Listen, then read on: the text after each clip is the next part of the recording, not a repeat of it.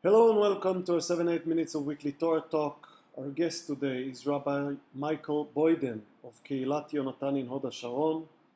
Our parsha is Trumah.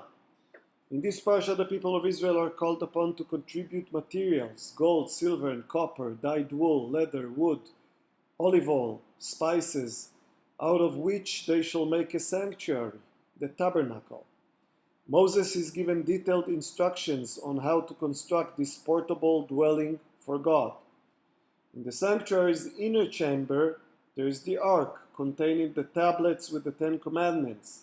In the outer chamber stood the 7-branched menorah and the table upon which the showbread was arranged.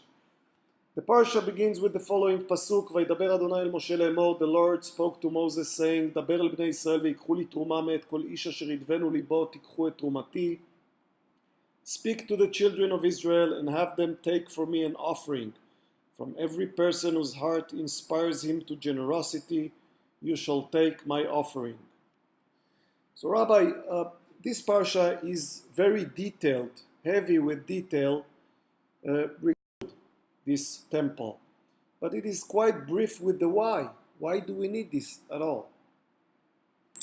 I think looking at something which appears later in the Torah, where Moses is ascended Mount Sinai, the children of Israel are left there. Very quickly they begin to wonder what's happened. Why isn't Moses returning to Moses' brother and say, build us essentially a God? And what's going on is that they need to have a visible present which they can turn to and on which they can rely. Now, of course, that's later. Yeah, the story with the golden calf happens later in the Torah, so... That, Rav Sharira Gaon, who was the head of the academy in Pumbedita in Babylon in the 10th century, said, "En mukdam ve'en muchar b'Torah." There is nothing earlier and nothing later in the Torah. So you can take things in the order that makes sense. And because the people are in need of a visible sign of God's presence, in fact, the sanctuary that they will build comes to meet their needs and will, of course, accompany them through their journey through the wilderness, being there in the center of their camp to signify that God is with them. So it's a substitute to worshipping idols, in a sense. Absolutely. And God understands that the Jewish people needs things like that. We have another example in the sacrificial cult itself.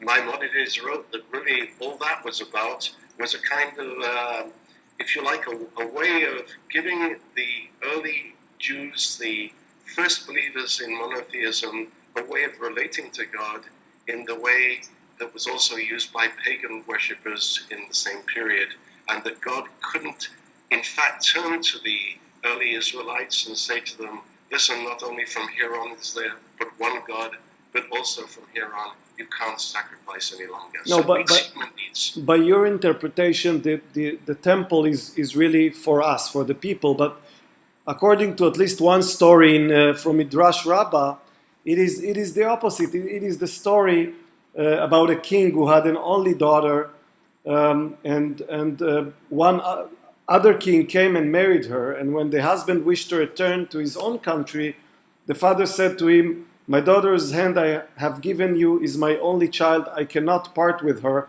neither take her, for she is your wife. This one favor, however, I ask of you. Wherever you go to live, prepare a chamber for me, that I may dwell with you, for I cannot leave my daughter." And of course, the Midrash Rabbah, it talks about God, Israel, and the Torah. God says to Israel, "I have given you that. I also cannot tell you not to take her, but this I request of you, wherever you go, make me a house wherein I may dwell." So it is not just for us, it's also for him. Well, with something to be found in the book of Kings, 1 Kings chapter 8, building the first temple to God, essentially. The heavens and the heaven of heavens cannot go the house which I have built.